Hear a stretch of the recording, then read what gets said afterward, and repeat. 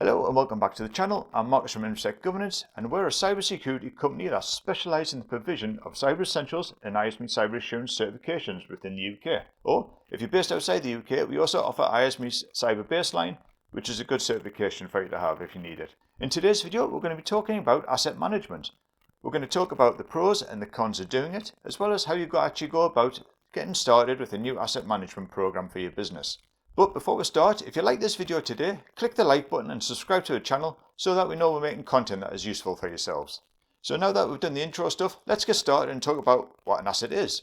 Assets can come in many different forms and they just aren't based around computers. Depending upon your type of business, you might classify assets differently to another business. There's no real right or wrong way when it actually comes to defining what an asset is for yourself. But in general, assets can be thought of anything that can be used within your business that provides some sort of value to your business. So traditional assets can be thought of like desktops and laptops, computers, mobile phones, servers, vehicles, and things like that.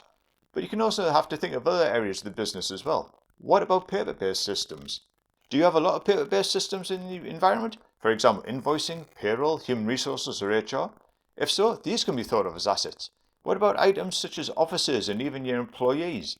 Yes, people can be thought of an asset as they are a core part of your business and they keep providing those services for your customers. So how do you go about identifying assets? If you've never looked at assets within your business, this should probably be like a managed internal project and you can start going from there. Ideally, it would be start with looking at the IT, finance and human resource departments if you have them, talk to them, find out what's been bought or used over the last 3 years, and then start recording this information somewhere, normally in a spreadsheet or something like that. But what do you need to record?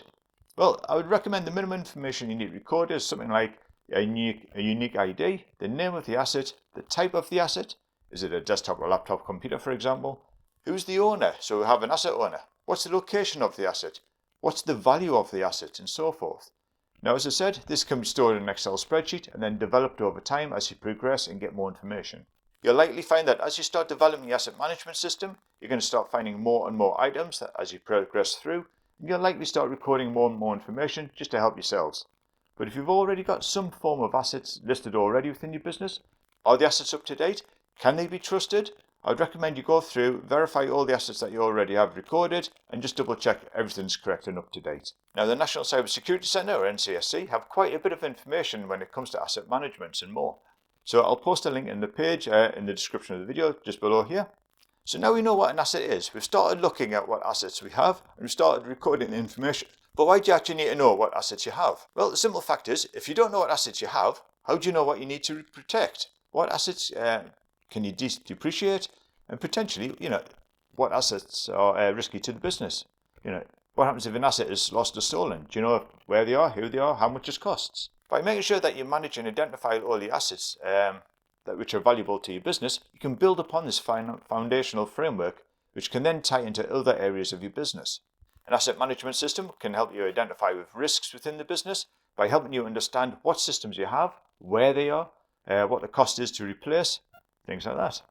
By knowing what computerized systems you have and where they are, you can actually manage and verify patch management, making sure that everything is kept up to date and protected, safeguarding your business. Asset management can help with streamlining the business by identifying all the legacy devices and systems as well, and potentially allowing you to actually consolidate or remove these legacy systems from the business, thereby saving you some money moving forward. Now, one of the questions you're probably asking yourself is, this sounds like an awful lot of work initially to implement and keep up to date. How do you actually ensure that things are being tracked correctly?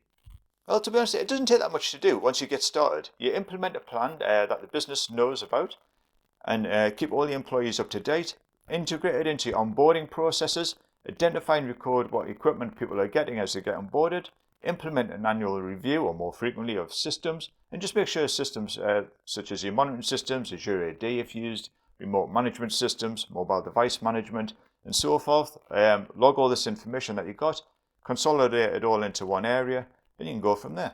Now, by looking at different systems to identify assets, you can also verify everything is being tracked and monitored correctly, and that you've got a single source of truth. So hopefully you're now understanding how important it is to actually have a fully live and implemented asset management system within your business. Once developed and kept up to date, it can be used as a cost-saving tool to your business. It can aid in reducing risk to your business by identifying what you have and don't have. It can help save the business during an incident and much more by knowing exactly what you have. Now lastly, our videos wouldn't be us if we didn't mention Cyber Essentials at some point. But at this point in time, Cyber Essentials doesn't touch on asset management, but it does actually play a pivotal point when it comes into helping comply with the standard, as you really can't complete the basic or the plus certifications if you don't know what assets you have. So I hope this video has been informative for you. If you have any feedback or questions, drop us in the comments section below the video, and we'll see you next time. Thanks for watching.